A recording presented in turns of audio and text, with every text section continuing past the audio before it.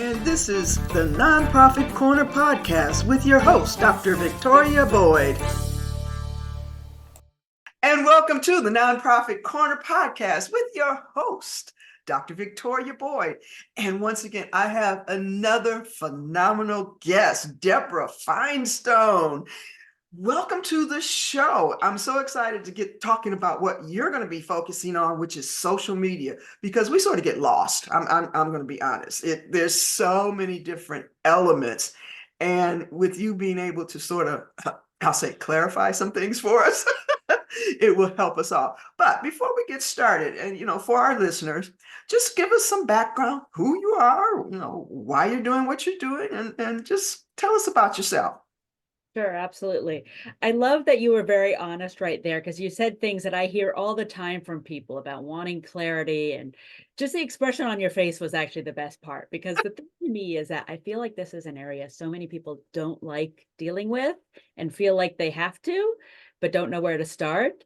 And I love that. I love doing it. I get excited by it. I get energized by it. It like gets my creative juices flowing, and I get to help other people that way, doing the thing that they hate doing that I love doing. So, that's what We're here to serve. We're here to serve. exactly, right? You got to find your place in the world. And sometimes, And then also stay in your lane. You love doing it. Stay in that lane. It's a challenge for me. I'm going to be, I'll just say, honest. And it's not my lane. That's not what I do. So yes, absolutely. Well, and that's the thing. I work with small businesses and nonprofits. I see this a little bit more in small businesses, but it's also in nonprofits, especially newer ones, that everybody's wearing a whole lot of hats, that analogy. And it's not everybody, everybody's doing things because they want to help, they want to serve, but it's not their specialty. And in some cases, it's definitely not their passion. I do my own accounting and bookkeeping. I don't want to, that's not my thing, but I do it because I have to until I can get it outsourced, hopefully soon. So tell us more. How did you get all into social media stuff? Sure. So where did I fall into this? I'm not 20 years old. A lot of people think it's the area of 20 somethings. And I actually spent, I'd say, a whole career. I spent 12 years doing journalism before I came into marketing. And that transition worked really well for me because it took my love of writing and communicating through that medium, but also kind of the switch between, I always viewed journalism as giving people accurate information so that they could make better decisions for themselves. Yes. And marketing is a little bit different. And I was going to say, there's a whole conversation there, right? Does journalism do that is a different question. But that's the way I looked at it as a journalist.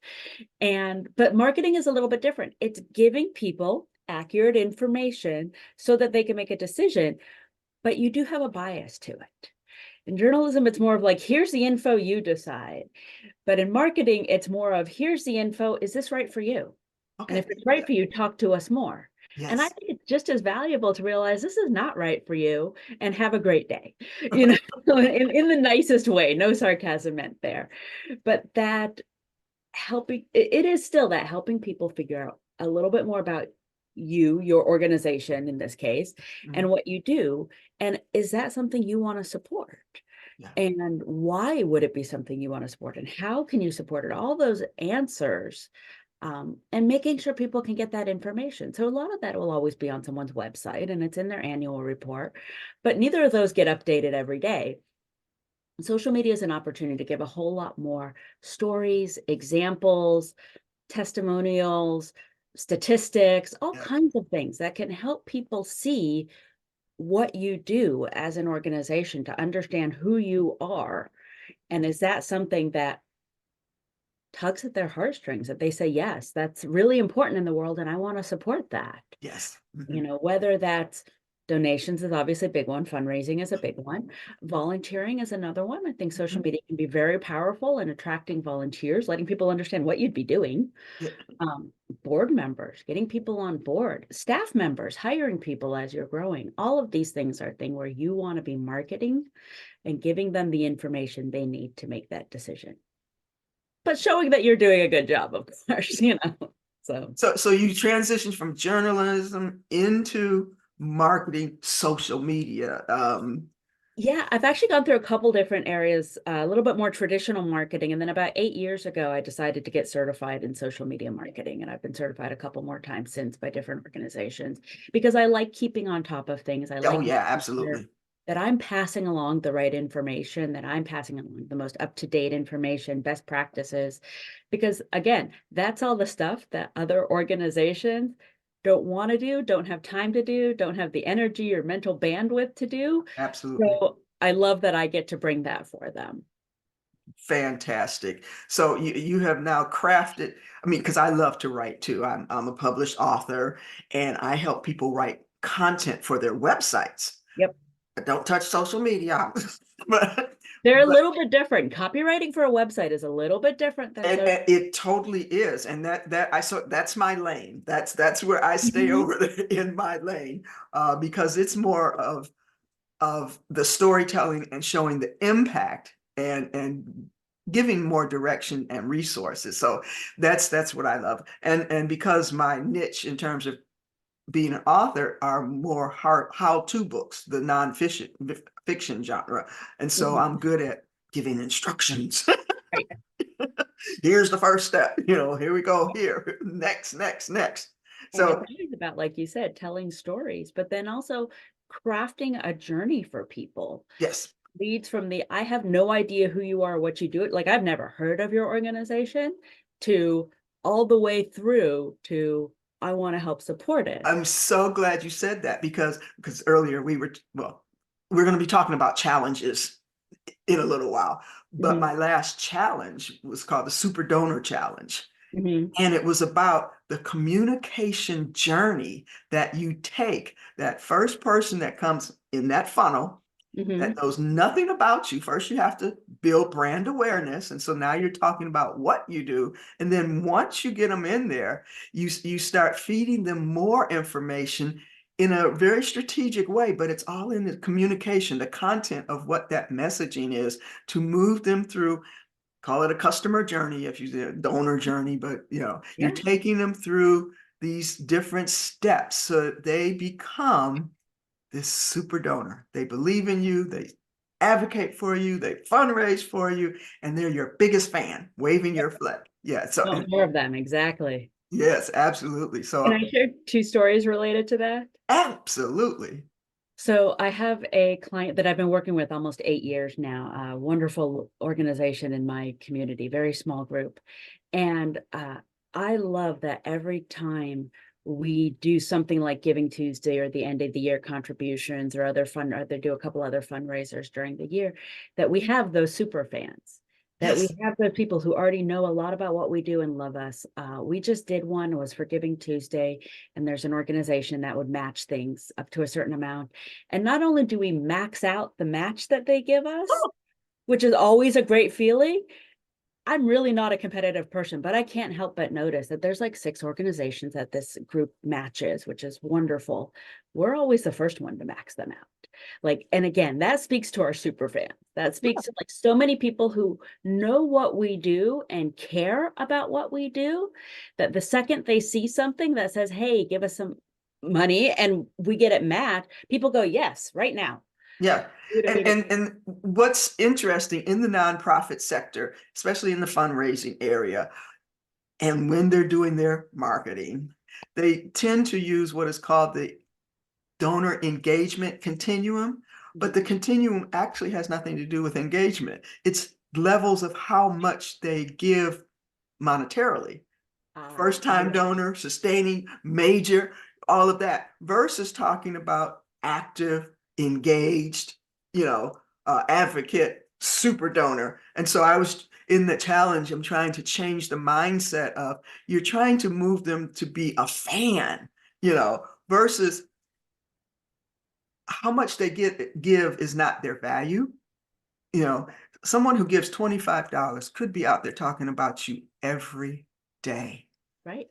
and they're almost more valuable Right. than that person that gives $1,000. So Depending on what it is, and like again, going back to this small organization, it's very um there's a lot of manual labor involved in it. They run an organic garden, so it's literally pulling weeds all the time. They need a lot of volunteers. So they have a lot of people who are volunteers, and they may only ultimately donate 25 or 50 Yep. bucks at a time, but they're the people who are spending hours every week out there and making Right. it happen. They're engaged. Yes, and that's extremely valuable. Yeah. I think another question when it comes to things like this is, like you said, kind of the super donors, and everybody wants those. And then we talk about like the, let's call them little donors, $25, $50 sort of people.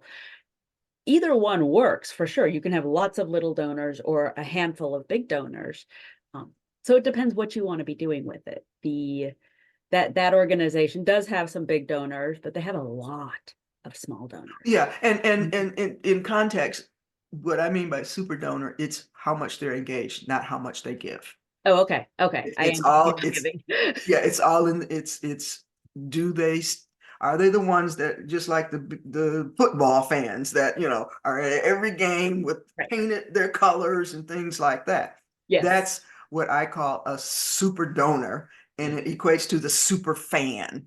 And now I have this picture of people at different nonprofits, like painted in color, like at the Well, jacket away. but see, they could do that on social media. They That's could. the kind of world I want to live in, where people do that for nonprofits. Okay, so let's start that We movement. need to start that somehow. Tell these nonprofits to get their colors out there and hand out paint. Right, exactly. Something funny hats. I don't know what. So Hey, but it's yeah, all. so it does have a world to do with what you do in your social media marketing, because I'll tell the cautionary story also. I was working with an organization. I got brought in by a partner who does video production, and he was asked to help a totally different nonprofit with a campaign, and they also are having a matching donor.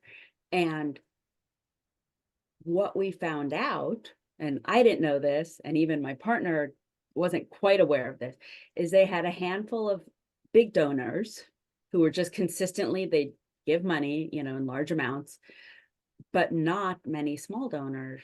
And the thing is, a lot of organizations have that, and it might work for now, but you need to be transitioning that. You need the next generation of donors, and that's usually going to be the people who start out small and stay committed and stay engaged and become That is donors. why engage, like you said, communicating what you can do on social media and really, because that's a community forum. Right. It's meant for engagement, Exactly. So The that idea is of a having great place. Yeah, it's the idea of having things that, like, here's what we're doing, or here's a story of someone we helped that you like so much, and this group, that you want to pass it on and say, hey, do you guys know what XYZ does? This is such a cool organization. And then more people start to know about it, they're aware of it, and they want to become engaged. Whether it's Absolutely. donation, volunteering, shopping there, depends what it is, right? Get your pet there if it's a Yeah. humane society. Yeah, and even making partnerships with businesses, because I work with a lot of businesses and tell them how to increase their cause marketing or social impact. And it's not about so much, them giving money. Yep. I tell them, go show up, Yep. and don't promote whatever it is you sell or whatever, but show how you are there supporting this nonprofit, post it on social media, Yep. Share it and out. both you and the nonprofit benefit because you're sharing the impact you're having in the community by helping this nonprofit or cause, but also it brings more awareness of the cause. So it's like a win-win. And so that's one of the platforms or strategies I tell them to do. Go get engaged and take plenty of pictures while you're out there. Well, and I think the thing is, for businesses doing partnerships like that, yes, you have the actual social impact, but it also does, I think, benefit you because it shows who you are. Yeah. And that's an important piece to your own marketing, to your own Yeah, branding. it builds credibility. Social cause marketing builds credibility, engages your employees more. Your retention rate for employees increases. I have a whole bucket Yep, list of definitely. benefits that cause marketing will impact and have. Right. Okay, we're going to take a quick break, and we'll be right back. This is a Nonprofit Corner podcast with your host, Dr. Victoria Boyd, and we will be right back in a moment. Programs are the heartbeat of a nonprofit organization. Come learn how to create a program plan that is not only effective, but will help grow your organization. Visit nonprofitcorner.org. And welcome back to the Nonprofit Corner podcast with your host, Dr. Victoria Boyd, and our special guest, Deborah Finestone. I was about to say Firestone. Finestone. But we're going to talk about something that I know I cringe at, but we've been touching on social media and things, but you're going to talk about social media giveaway, 5 steps to creating engaging social media posts every time. I have a problem with that. Mine aren't all that engaging every time. But that's just it. There's little tweaks that people can make that make them more engaging. Okay, I gotta learn. In front of more people, that get more people to watch it longer, that get more people to read a little bit longer. And there's a really simple version of this, and that's the checklist you're referring to that I give away. Okay. That's, I think, a great first starter step, because people, the way I envision this is people using it when they're writing something or creating a post and then going, am I doing all of these 5 things? Okay. It's a real quick checklist. It's, did I do this? Did I do this? Did that? So the first one is a little bit about writing. And sometimes people completely skip a caption. Well, don't do that, because not everybody will watch a video. A lot of people will watch a video. A lot of people look at a photo, graphic, and Yes. that's actually kind of the next I step. actually need both. I'm literal the type of learner I am. I'm visual, Yeah. and I like to touch things. I'm kinesthetic, but also I'm on that I need to see the words, and Yeah. so So, and it goes both. And there are a lot of people that want both. So you want to have both. So like I said, sometimes I find it so funny when you see like a good, usually it's a video, good video, but there's no caption. What do you want me to do? Like, we were just talking about a journey. What's the next step? yes. And you've given me nothing. So guess what? I keep scrolling. Like, oops, missed something. So you get these 5 pieces, and you stop missing stuff as much, and you start Right. Yeah. getting more of what you're trying to get out of any kind of marketing, and really any kind of effort of both a nonprofit and a small business. Always, I find, or at least the ones I work with, generally stretched thin. So you want to have the impact. You want to make sure that what you're spending your time on is worthwhile, that it's Absolutely. effective for you.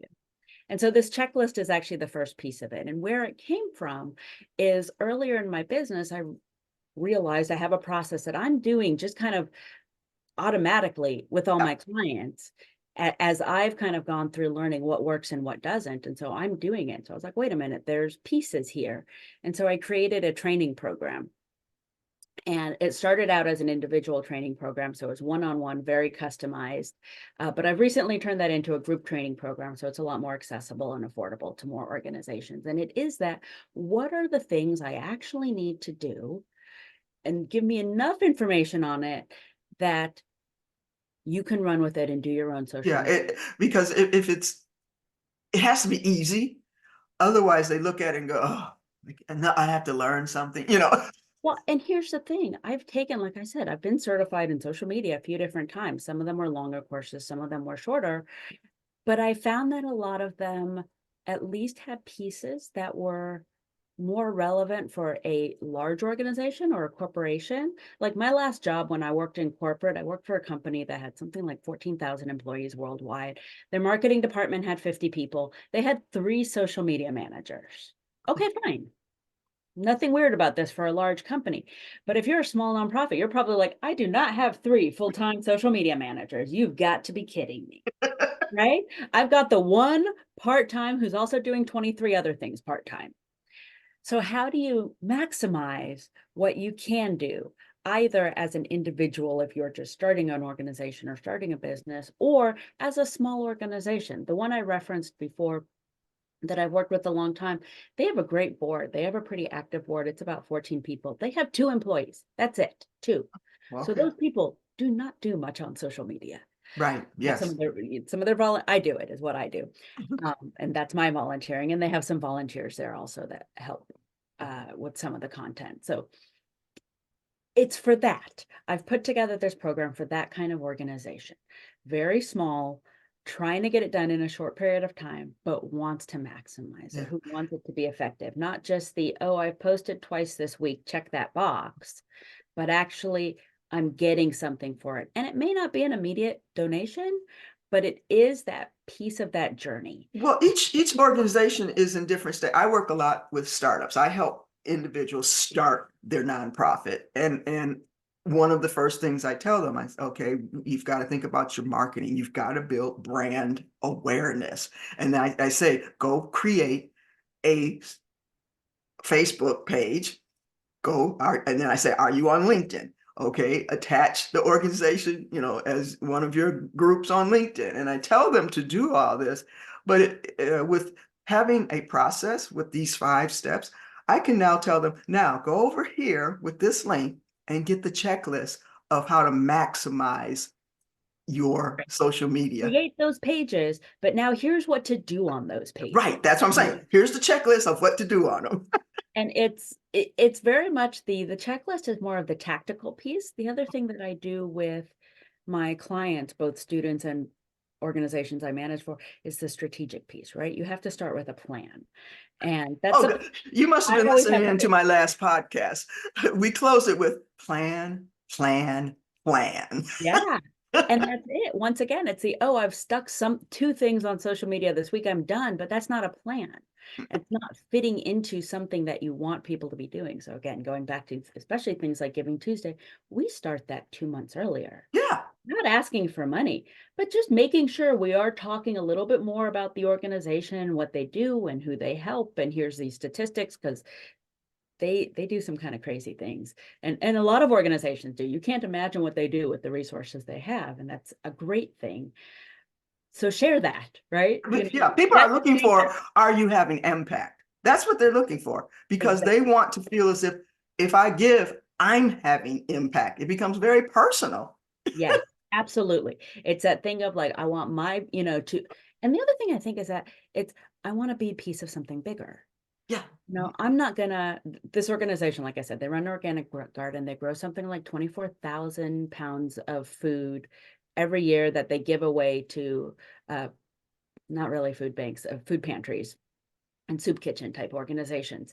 Okay, I myself cannot grow 23,000 pounds of food in 1 acre, by the way. It's about 1 acre. Wow. It's really incredible, but I can contribute to it. Yes. I can give in my own way and in multiple ways. That is some little piece of enabling them to do that. And that's what people want. So you need to build that connection for people. Yeah, absolutely. Yep. It's showing them that every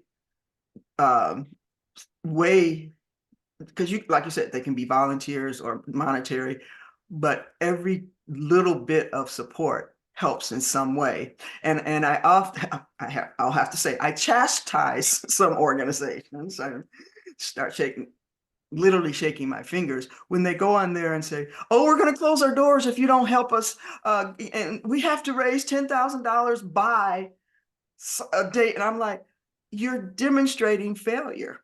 You're communicating that you're not doing what you need to be doing. Right. You're not having impact if that's where you are. Right. And that, what I call that last ditch, type of messaging, it's the difference between surviving and thriving. You always want to communicate that you're thriving. And here's the thing I think I love about what you just said is that it's a great example of what you learn when you learn marketing, as opposed to what is our first impulse. And a person's first impulse might be something like, we really need your help or we're going to close our doors, that begging. But it's not the marketing psychology that you want. And that's what I love that I get to bring to organizations. And that I think a lot of times people have someone in the organization who's willing to do their social media, but doesn't have that kind of training. Yeah. And I get to help that person understand how to do that and how to think of these. Sometimes it is those little tweaks of like, don't be begging. Right. Be frankly threatening. No one wants to be threatened with, oh, we're going to close our doors if we don't get $10,000 in the next 2 weeks. I can't give you that. It creates a it's a turnoff. Right. It creates a different mindset and attitude and relationship. Whereas what you want is, like you just said, here's how you could help us thrive. Yeah. Here's how you can help us serve. That's why the language, that's why I love writing the content, because the language is so important. Even when they're doing fundraising communications if it's on social media through email or however it is, it's important, especially if you're trying to fundraise so you get funds that can be used for anything versus restricting it by just putting the wrong language in what you're saying. Please donate to our future dance program. Well, now you just restricted all of those funds. Right. Versus donate to this organization. And some of the programs and impact you will have will be future dance and, all of these other things. And little tweaks like that are so important in just the marketing, the message, the content, and everything you do. So are you going to describe what the 5 steps, or do they need to go and get that checklist? So you can go get that checklist, but the other thing is that I find you talked about this. People like want to learn something, but don't want to learn something. But I think the other thing is where people learn something or get something and then don't use it, don't apply it. And it does nothing for them because they didn't implement it, right? It's Yes. all about applying it. And so one of the things I'm doing coming up, I'm really excited about this, is a 5-day challenge. And essentially it's let's together implement what's on this checklist. And I'll give a little more information than the checklist as part of the Great. challenge, but it's really let us together show you how this works and what you can get from it, Okay. even in a very short period of time. So that's in 2024? Yeah, so right in January 2024, I'm going to be starting that challenge. And I'm Okay. also going to be reopening the full group program. That's Yeah, a I'll have to make sure I get that link because I want to make sure that it's attached to this podcast so that you can I can promote it for you, because I mean, absolutely. I'd love to have as many people as possible. I actually call it the social media can be fun challenge because that's the idea is how can we like get it going and get some energy? yeah, and like you saw my reaction at the beginning when social media, Right. okay, let's make it fun. Okay, I'll listen to it, I feel like I want to. yeah. And I get it. I know that's the I chose to call I thought a lot about what to call it, right? But it is I think ultimately, we want all this to be impactful and we want it to be not just meaningful, but help all organizations succeed. But ultimately, I do also want it to be fun. Yeah, I absolutely. want people to see, like I just said at the beginning, like I enjoy this. I know not everybody will as much as I do, and that's okay. Again, we all have our lane, we all have our specialties, we all have our talents. Some people hate writing. That's not you and me, but some people do. And okay, you do your thing. People like accountants, oh my God, I love you because you do the thing that I don't want to do, right? We've all got our thing. Let's all work together and do it. But it is like, let's make this a little bit more enjoyable. And I think it can't be. There's And a I believe opportunity people for absorb more, creativity. learn more Yeah. when they're having fun because Oh, the whole absolutely. endorphins and everything in your body just engages more because you're not in the dreaded state. Right.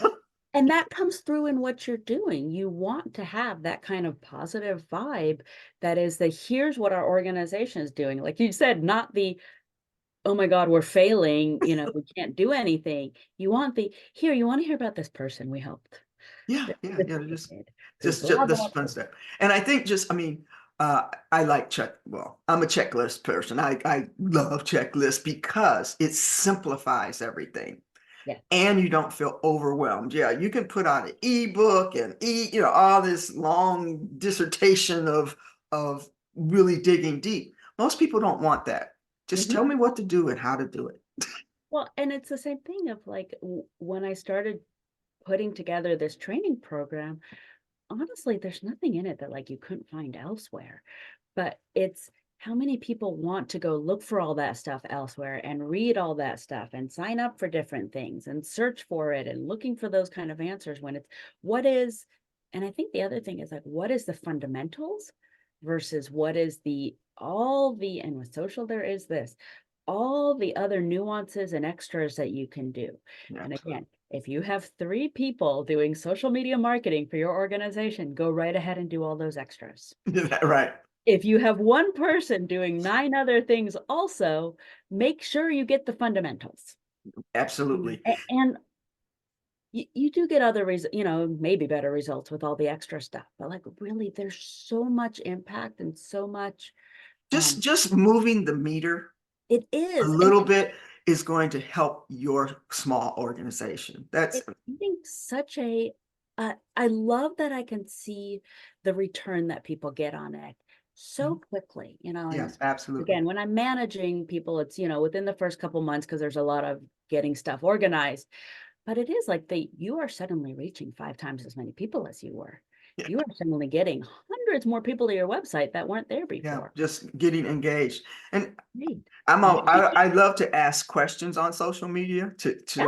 you And know, that's it. It's a social platform, right? right. I love when people ask questions, both of me and all my clients, like, oh, great, I get to answer this comment or I get to answer this message and try to help somebody because it is that, look, someone's looking for some information and I want to help them find it. Absolutely. Yeah. Okay, one thing I think we should do, because we both do challenges, and I even did a short video on what is a challenge, because I don't think many of the nonprofits are familiar with that platform. Being an entrepreneur, I've gone to training on challenges and stuff, but let, I know my challenge is a short training each day that gives you tasks to do, so that at the end you are either have a specific result that we're aiming for, or you're going to walk away with blah, blah, blah. Is your challenge the same way? Right. It's basically the same idea. It's let me give you something that's an easy to implement task. In my case, I think they can all be done in under 10 minutes, sometimes even less than that, depending on how many times people want to re-record a video is probably the main one. You could do it in one shot and do it in 30 seconds. You could do it 25 times and it takes 10 minutes. But really, yeah, it is because what you want is to build that confidence of, I can do this. Mm-hmm. And then at the end of my challenge, there's actually a piece both at the beginning and the end of like, okay, what worked? Let's go look at it. Because Yeah. that's a very big piece of my training. Assessment. Yes, I think a absolutely. lot of us organizations miss, for profit and nonprofit, is the what's working and what's not. It's the Yeah. assessment. And Mm-hmm. the beauty of any kind of digital marketing is you get data on it. Absolutely. I get to see how many people went to the website, how many people saw this, how many people commented on it, all of those Yeah, things. because I deal a lot with Google Ad Grants, and the Google Analytics and all of that stuff is so important in, are you getting the ROI? Are you getting the results? And what is working? Did you do an A/B type campaign and test which language worked better? So Right. testing and assessment and getting that data is so important in driving forward. This has been fantastic. Do you Yeah. have any last words or tips that you want to share, or how people can reach out to you? I will make sure they get that information. Anything, last thing you want to give to our listeners? Sure. Well, I really appreciate this opportunity because it does really give me energy and help me thrive that I get to serve more people and help more people. That I have, I think we all do have so much knowledge about something that doesn't do any good in our heads, but like how can we share it out and more people benefit from it and we can all have a bigger impact. We can all make the world a better place in our own little way, whatever that may be. And so, yeah, thank you for the opportunity to share. Please do put the links in for the checklist and the 5-day challenge coming up, because both of those are little things, they're both free, that I would love to get people to also hopefully go into it with an open mind. Absolutely. That this can be Make it fun, it as you said. is, and Yes. like little thing and successful. I think that's a big piece of it, is that people think they're doing it and wasting time. That never feels fun and it never feels good. But if you can see, this works, I'm getting something for it, then it gives you motivation to go back and keep doing it. And it makes it a whole lot more fun. Absolutely. Thank you so much for coming on the Nonprofit Corner podcast. This has been Deborah Finestone and your host, Dr. Victoria Boyd, and we will be back with another episode of the Nonprofit Corner podcast real soon. Have a great day.